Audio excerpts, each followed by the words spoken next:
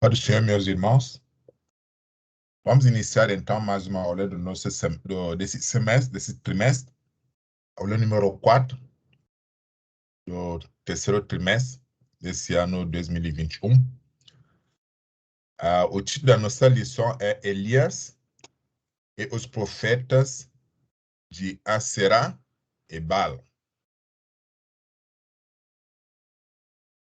O textuário da nossa lição está em 1 Reis, capítulo 18, versículo 38, que diz o seguinte: Então caiu o fogo do Senhor e consumiu holocaustos, e a lenha, e as pedras, e o pó, e ainda lambeu a água que estava no rego. A verdade prática diz o seguinte: o Senhor sustenta com forte mão todos os que estão dispostos a proclamar a verdade de que Ele é o único Deus digno de adoração. A leitura bíblica em classe está em 1 Reis, capítulo 18, e também no capítulo 19. Capítulo 18, versículo 22, a partir do versículo 22. Então diz Elias ao povo: só eu fiquei por profeta do Senhor. Os profetas de Baal são 450 homens. Deem-se nós, pois, 2 bezerros, e eles escolham para si um dos bezerros, e o dividam em pedaços, e o põem sobre a lenha, porém não lhe metam fogo. E eu pegarei o outro bezerro, e o porei sobre a lenha, e não lhe meterei fogo. Então invocai o nome do vosso Deus, e eu invocarei o nome do Senhor. E há de ser que o Deus que responder por fogo, esse será Deus. E todo o povo respondeu e disse: é uma boa palavra.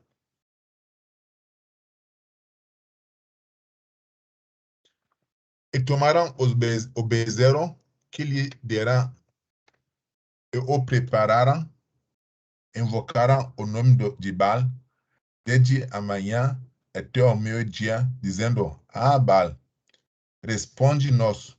Porém, nem havia voz, nem que respondesse. E saltavam sobre o altar que se tinha feito. E sucedeu que, passado o meio-dia, profetizaram eles até que a oferta do manjar se oferecesse.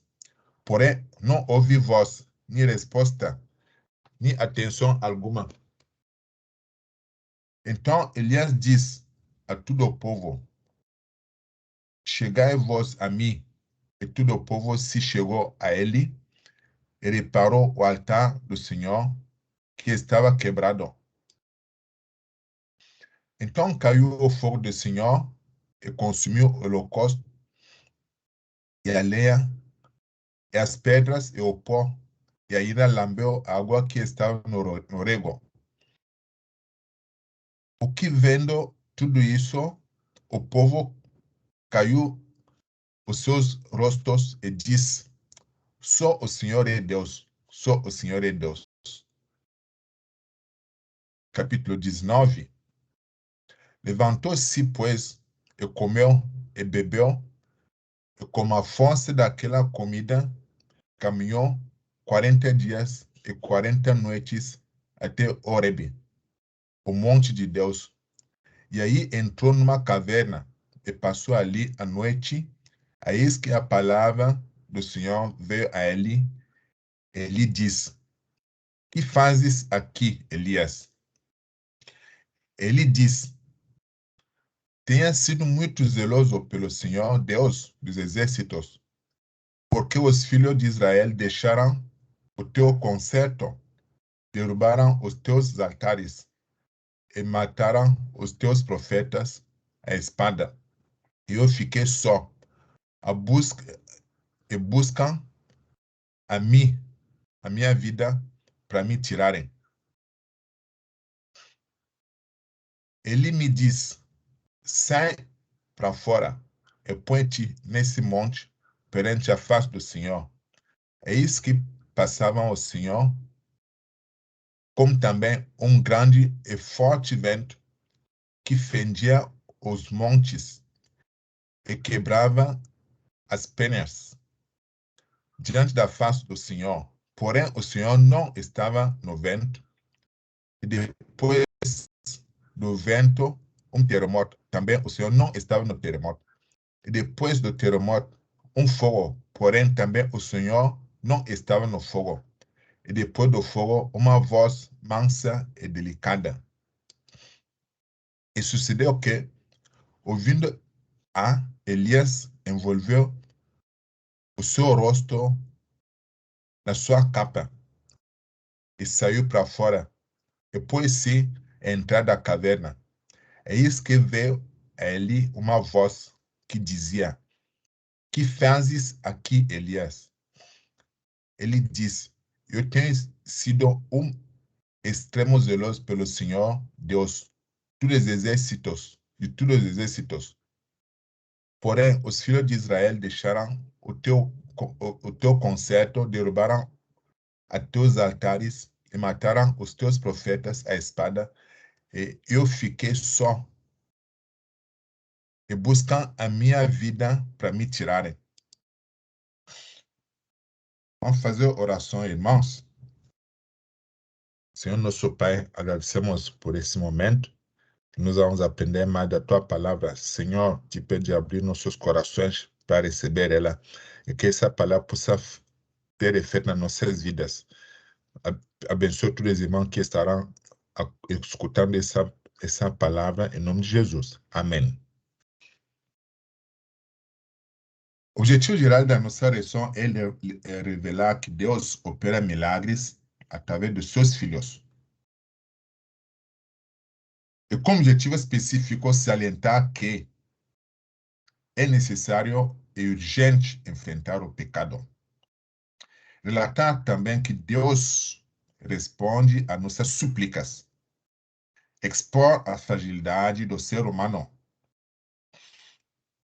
Então, irmão, a partir desses objetivos, o nosso comentarista divide essa lição em 3 grandes partes. O desafio no Monte Carmelo, conduzido por Elias, a oração de Elias, e Elias e Oreb. Então, vamos fazer um percurso inicialmente no comentário desse doutor na nossa revista. Então, no desafio do Monte Carmelo, que foi orquestrado por Elias, vamos relembrar um pouco desses acontecimentos. Trata-se do reino de Israel, né? Israel que se dividiu em 2 partes. Uma parte, 12 tribos, o Israel tinha 12 tribos, uma parte depois da morte do rei Salomão, né? Fui governado por Jeroboão, né? Uma parte que tinha, então, 10 tribos, e outra parte pelo Robão, que era o filho do rei Salomão, que estava formado de 2 tribos, né? Então, a partir do reino de Jeroboão, houveram outros reis até Acabe, tá? E no reino de Acabe que viveu Elias. E durante o reino de Acabe, tinha então essa difamação, essa blasfema, essa idolatria, né? Orquestrada por Jezabel, depois do Acabe, e como o próprio Acabe, né? Que depois do casamento com a Jezabel, introduziu idolatria no meio do povo de Israel. E, como consequência de tudo isso, Deus prometeu castigo, né, a todos, tanto ao povo de Israel, né, Israel, tanto para Acabe, tanto para Jezabel. A adoração do povo de Israel pela idolatria está muito preocupando Elias, que iniciou então trabalho, né? Ele era servo de Deus, profeta de Deus, uma pessoa que temia a Deus, começou trabalho para ajudar a resgatar o povo de Israel. E, apesar dos avisos, apesar das conversas, apesar das mensagens passadas por Deus, para ele, para transmitir ao rei, não havia mudança nenhuma. Pessoal, os israelenses, continuavam adorando os ídolos. Né? Continuava cultuando o Baal e a Asera. Continuava conflito entre o rei Acabe e Isabel contra os servos de Deus, aquelas pessoas que temiam Deus, né? Os profetas de Deus. E Elias tinha uma missão muito delicada, né? De tentar resgatar, então, o povo de Deus. Ele fez de tudo, não dava certo, até chegar, então, nessa solução, né, inspirada por Deus. Deus usou Elias para usar outra forma de convencer o seu povo. Começando, então, pelo desafio, ele determinou um desafio, não propôs um desafio ao pessoal que adorava Baal, aos profetas de Baal, para ver quem Deus ia responder. O Deus que ia responder, o Deus que ia dialogar, o Deus que ia se manifestar, deveria ser o Deus verdadeiro. Então, tinha que fazer uma demonstração visível ao povo de Israel. Então, o zelo de Elias, depois de se pôr diante de um confronto, né? Era uma inspiração de Deus. Então, devido à apostasia do povo e à falta de liderança espiritual do rei Acabe e de outros que lhe antecederam, vale a pena lembrar aqui que o Acabe é considerado o pior rei de Israel, né? Aquele que combateu mais Deus, que se desviou mais do caminho de Deus, foi Acabe, né? Então, Elias, como alguém que conhece muito bem o Deus que serve, viu-se a condição de lançar um grande desafio diante de todos. Mandou chamar o profeta de Baal. Ele incitou, dizendo: o Deus que responder por fogo, esse será Deus. Está em 1 capítulo 18, versículo 24. O profeta foi levado a fazer isso em função da pergunta sem resposta que lançou antes do confronto. Então, Elias lançou uma pergunta antes do confronto ao povo de Israel. Ele disse para eles: até quando cochares entre dois pensamentos? Se o Senhor é Deus, segue-o. E se é Baal, segue-o. O povo não tinha resposta para essa pergunta, porque estava em dúvida sobre quem de fato era o verdadeiro Deus. Não sabendo então qual é o verdadeiro Deus, o Elias propôs esse desafio. Né? Esse dilema espiritual se faz presente todas as vezes que o povo de Deus se envolve com idolatria, pois os que adoram ídolos não conseguem enxergar o verdadeiro amor e cuidado divinos, uma vez que, a despeito de terem todas as características da divindade, esses deuses não passam de ilusões inventadas pelo homem. Entretanto, mesmo sendo falsos, esses ídolos exercem muita força e influência sobre o coração do homem, tornando-o tão ignorante quanto ele próprio. Então, isso aí não é estranho, né? Sempre é possível ver o povo, né, a começar a idolatrar as pessoas, começar a idolatrar ideias, né? Mesmo sem convicção, mesmo sem demonstração nenhuma, né? Então, é muito comum outras pessoas terem influência sobre uma parte mais frágil, né? Vale destacar que os ídolos não precisam necessariamente ser físicos, pois podem estar camuflados no coração do homem, a fim de controlarem as decisões e toda a vida de uma pessoa. Jesus alertou isso em Mateus, capítulo 6, versículo 24. Então, não precisa ser ídolos visíveis, né? Às vezes um pensamento, ou uma filosofia, como eu gosto de chamar, que as pessoas introduzem na sociedade e consigam adeptos. O desafio do fogo, então, irmãos, Elias tinha certeza que o Deus que estava com ele, e por isso propõe um desafio. O Deus que respondesse como fogo deveria ser adorado. Elias, profeta de Deus, servo de Deus, sabia que ele não seria decepcionado por esse desafio. Que era uma forma mais evidente para demonstrar ao povo indeciso quem era o verdadeiro Deus. Os que andam com Deus não precisam desafiá-lo para testar a sua lealdade e seu amor. As pessoas são tão íntimas de Deus que são impelidas, guiadas, conduzidas em seu coração para aquilo que o Senhor quer fazer. Então, passou muito tempo antes de chegar a esse desafio.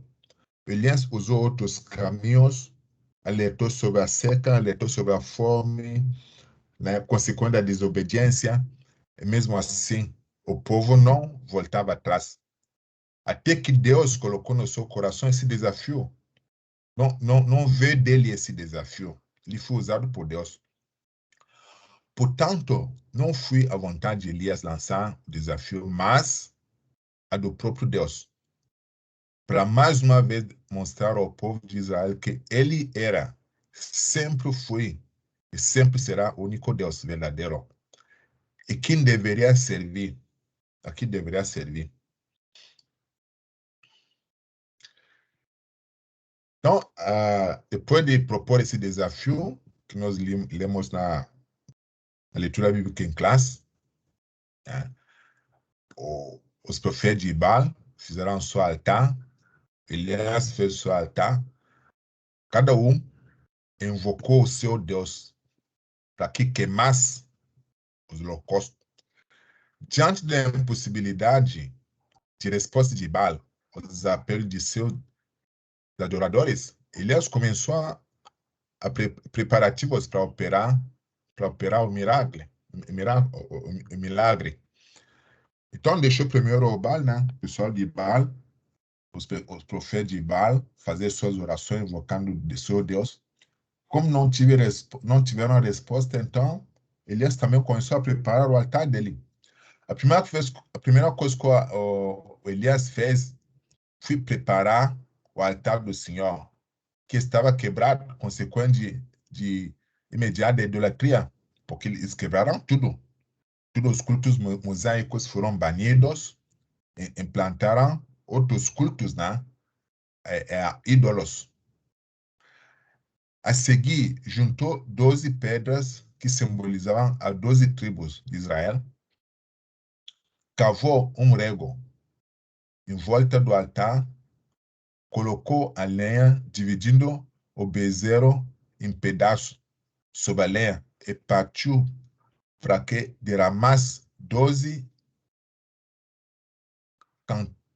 cantauros de água sobre o altar, de tal modo que ficasse totalmente encharcado, que estava nele, e o rego em sua volta. A partir de lá, o Elias fez uma oração. A nossa oração tem que ser confiante. Não precisa ser uma oração longa para agradar. Precisa ter uma oração confiante. Precisa saber que é um diálogo com Deus e que Ele nos escuta. E que Ele fará, Ele vai nos exorçar quando Ele quiser, da forma que quiser. Nós temos que ter fé. A oração de Elias foi simples e curta, constatando como as súplicas dos profetas de Baal. Então, os profetas de Baal oraram durante meu turno, até meu dia, eu continuei orando, invocando o Deus dele para mandar o fogo. Elias queria mostrar que para Deus responder, não são necessárias cerimônias especiais, sacrifícios e multiplicações, basta o exercício da fé no verdadeiro Deus. Então, basta a fé para Deus nos responder. O profeta Elias, em sua oração, declarou diante do povo que o Deus a quem ele orava era o mesmo Deus dos patriarcas Abraão, Isaac e Jacó, e que pelo fato de também ser um servo de Deus, estar cumprindo a vontade dele, tinha direito à manifestação divina como resposta. Nessa oração, o profeta expõe o verdadeiro motivo de ter erguido aquele altar e da necessidade de Deus responder com fogo, para que este povo conheça que tu, Senhor, é Deus, e que tu fizeste tornar o seu coração para trás, os seus corações para trás. A misericórdia de Deus, então, interfere pela resposta a essa oração. Na oração de Elias, estava claro que o desejo de Deus era que seu povo se voltasse para ele, através daquela demonstração de poder, uma demonstração visível. A descer do fogo que consumiu o holocausto, a lenha, as pedras, o pó, e ainda secou toda a água que estava ao redor do altar. É uma exata comprovação, não apenas que ele é Deus e está acima de tudo e de todos, mas de que ele estava dando a Israel uma nova oportunidade de comunhão. Deus não abandonou seu povo. A oportunidade era essa aí, uma demonstração visível, para que, como eles estavam fracos, para que eles entendessem, que ele é o verdadeiro Deus. Primeiro, com a derrota do Deus, Deus de Baal, que não conseguiu se manifestar. E na sequência, com a manifestação do Deus verdadeiro, a reação do povo foi unânime em reconhecer que o Eterno é Deus verdadeiro. Com isso, a seca que já durava 3 anos e meio, terminou, de acordo com 1 Reis, capítulo 18, versículo 41 e 44. Elias subiu ao cume do monte Camelo, orou a Deus e caiu uma abundante chuva. Tudo isso aí são demonstrações visíveis, Depois de todos esses acontecimentos, Elias continuou sendo perseguido. Elias, depois de tudo isso aí, ele comeu, Ele comeu e começou a ser perseguido. Essa perseguição que continuou depois de toda essa demonstração começou a preocupar Elias, começou a enfraquecer ele, Então, Elias chegou à exaustão diante de tanto empate que enfrentou para fazer o povo de Deus retornar aos caminhos. Então, conseguiu fazer o povo de Deus voltar aos caminhos. Mesmo assim, a perseguição não baixava. Isso mostra que até mesmo os crentes mais fiéis podem vir a sofrer depressão e desânimo na sua caminhada, mesmo depois de serem usados pelo Senhor de forma extraordinária, como foi Elias. O Senhor usou Elias de várias formas, em várias oportunidades. Né? Ele demonstrou os cuidados com ele, quando a seca foi extrema, né? Ele determinou que ele fosse até o ribeiro, esperar tomar água do ribeiro enquanto estiver seca, e que ele ia ser alimentado com pão e carne trazido pelos corvos. Ele alimentou ele na casa da viúva, ele trouxe o filho da viúva, retornou ele para a vida, né? Devolveu a vida para o filho da viúva. Então, Deus usou bastante Elias. Ele sabia a quem Deus lhe servia. Mesmo assim, não parar a perseguição, não parar a perseguição. E por isso que Elias chegou à exaustão. Ele começou a pensar que era melhor morrer do que continuar sofrendo dessa forma, mesmo com sua fidelidade a Deus. Então, nesse quadrinho aqui, vamos ver os grandes feitos de Elias. Conseguiu reunir o povo no Monte Carmelo através de Acabe. Elias não tinha voz. Acabe que mandava junto com Jezabel. Mesmo assim, o Senhor conseguiu usar Elias para reunir o povo no Monte Carmelo. Seu inimigo, Acabe, contribuiu para esse encontro. Fez descer o fogo do céu no altar. Então, pelo Elias, Deus fez descer o fogo para demonstrar que ele é Deus. Fez o povo, mesmo em rebeldia, se dobrar diante do Senhor. Esforço de Elias, não abandonou, né, sua missão, continuou lutando, batalhando, até que o povo se dobrou diante do Senhor de novo. Eliminou cerca de 850 profetas de Baal, que recebiam apoio do rei. Então, eliminou um exército de 850 profetas que tinham maior condição, maiores recursos, né, apoiado pelo rei. Mesmo assim, Elias conseguiu eliminar eles. Fez chover após grande período de seca. Graças à oração de Elias, a chuva voltou a cair depois de mais de 3 anos de seca. Correu mais depressa com a carruagem de Acabe. Então, quando ele estava sendo perseguido, ele conseguiu correr muito mais rápido que as carruagens.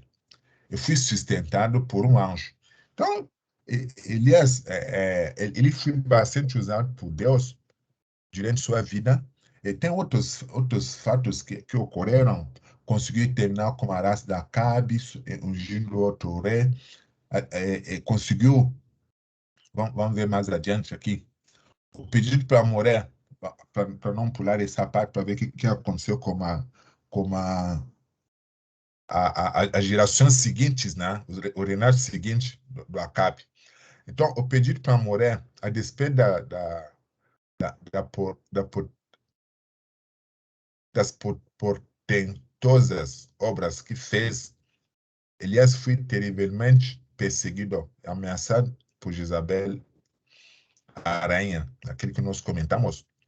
A opressão foi tanta que o profeta, tomado de um sentimento de autopiedade, mesmo fugindo para não morrer, desejou a morte em seu íntimo. Então, quando Elias estava fugindo, ele fugia da morte, mas essa perseguição era tão intensa e contínua, né, que internamente desejou a morte. Por isso, a Bíblia afirma que Elias era um homem sujeito às mesmas paixões que nós. As fraquezas, né? Um ser humano, mesmo sendo usado por Deus, ele não é Deus. Então, ele tinha limitações para suportar as adversidades. Perante isso, então, a fidelidade de Elias, né, a Deus, não se entregou. Tá? Deus começou a dar outra recompensa para ele. Deus interveio de forma miraculosa, enviando até Elias anjo que lhe trouxe pão e água, e foi alimentado por anjo, tirando-o daquela situação de intenso desânimo. Né? Chegou lá mais de 40 dias, né? Sem o que comer. Né? E Deus se manifesta mandando anjo. Quando Deus manda anjo, é para a gente se animar de novo. Nisso, depreendemos que a comunhão e a palavra estavam à disposição do profeta. A partir de então, ele se deixou levar pelo mover de Deus através do vento, do terremoto, do fogo, da voz mansa e delicada, conforme nós vimos em 1 Reis capítulo 19, versículo 11 e 12. Ele foi levado pelo vento e terremoto. Elias teve a oportunidade de confessar seu estado de desespero. E Deus lhe deu um novo sentido para continuar seu ministério, ungindo Azael como rei da Síria, Jeu como rei de Israel, que sucedeu a raça da Capfugiona. E também ungiu Eliseu para lhe suceder como profeta. Bom, irmão, nós já entendemos então o que aconteceu, né? O grande desafio, amparado por uma oração, e também o resultado de tudo isso. Nós vimos o resultado de todo esse desafio, né? Que foi orquestrado por Elias, né? Usado por Deus. É muito mais interessante para nós, irmãos, ter um aprendizado para nossa vida pessoal, a partir dessa história, né, do que aconteceu. Nós destacamos ali, né, os grandes feitos, né? Deus deu poder a todos os seus servos para fazer maravilhas. Quando Jesus estava aqui presente com seus discípulos, quando ele estava encarnando o homem, né, ele mesmo realizou várias maravilhas, né? E deixei isso como exemplo para nós. Por exemplo, em Mateus capítulo 8, versículo 23 a 27, o bom mestre repreendeu o vento e o mar, e estes logo se aquietaram. Deus fez maravilhas. Ele queria que a gente aprendesse com ele. O nosso Senhor tem todo o poder sobre a morte. Ele ressuscitou os mortos também. Deixou essa capacidade para aqueles que creem nele. Né? Em Lucas capítulo 1, versículo 37.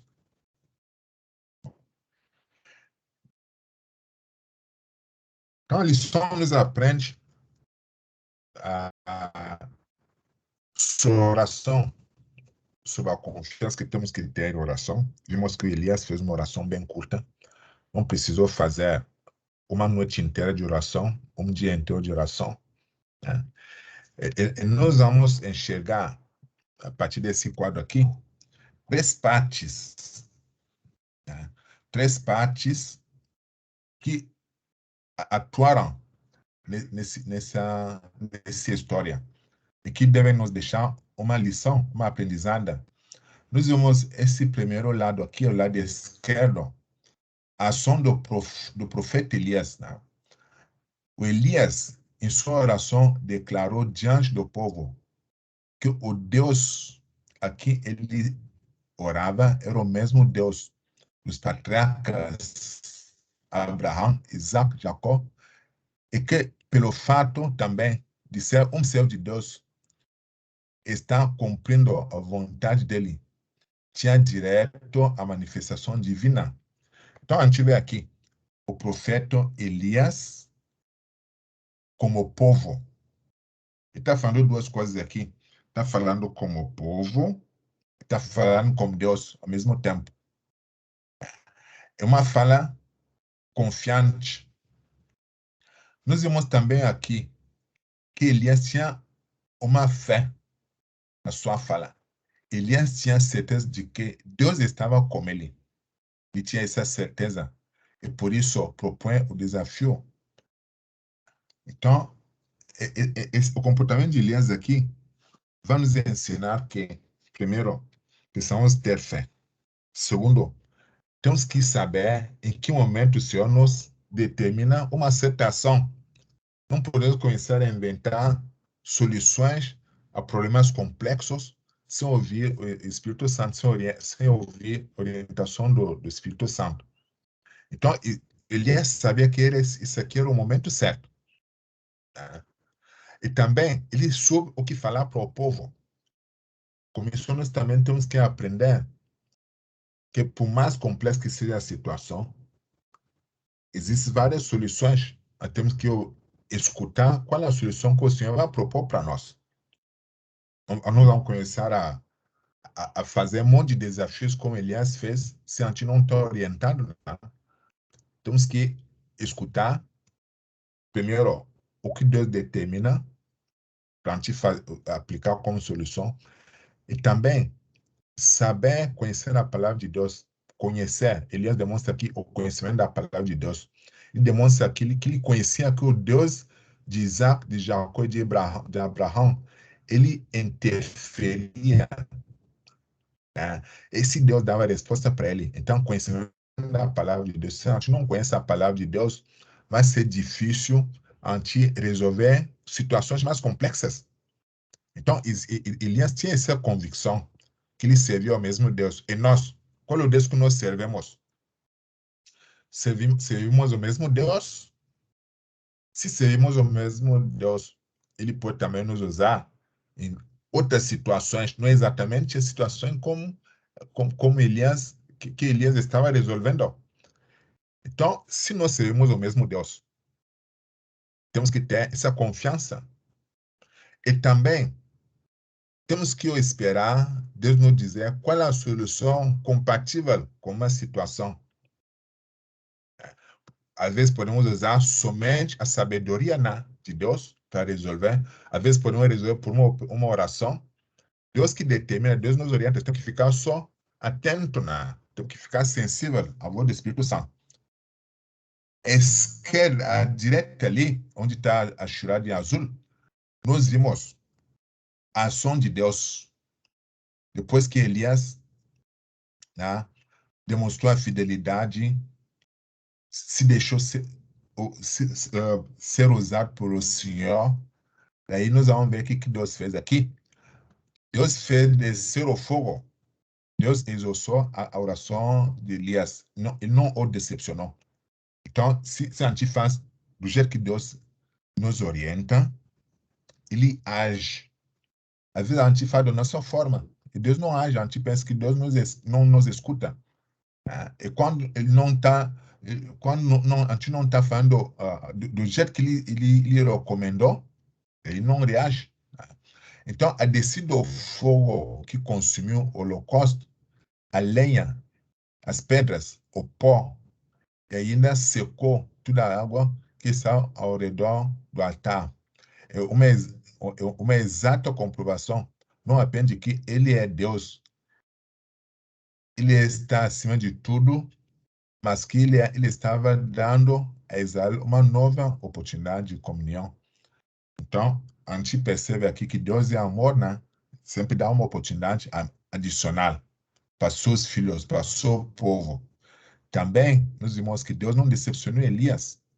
Né? E toda essa parte que nós lemos antes, né? Nós vimos que Deus estava sempre com Elias. Usou anjo, usou corvos, usou a viúva. Né? Ele sempre se demonstrou ao lado de Elias. E aqui, ainda um desafio inédito, ele fez descer o fogo, mais uma vez, para demonstrar que Elias era o servo dele. Caiu uma abundante chuva, também graças à oração de Elias. Então, tive aqui um Deus fiel, vemos aqui a fidelidade de Elias em Deus, vemos também a fidelidade de Deus, né, nas suas promessas. Né? Quando pede com fé, ele responde. E mais embaixo, irmãos, nós vimos o quê? Depois das ações de Elias, a resposta de Deus, nós vimos ali a recompensa, né? A consequência de tudo isso. A reação do povo foi unânime. Então, vimos ali uma resposta. Tem uma sintonia aí entre a ação de Deus no usar Elias, a resposta do próprio Deus sobre a forma que Elias aplicou a solução, e a resposta final ali, irmãos, é a reconquista do povo que estava perdido. Isso quer dizer o quê? Que Deus não perde por ninguém. Baal comemorou, celebrou o tempo que ele conseguiu, que ele pôde, mas quando Deus determina que é o fim, é o fim. Então, a reação do povo foi unânime.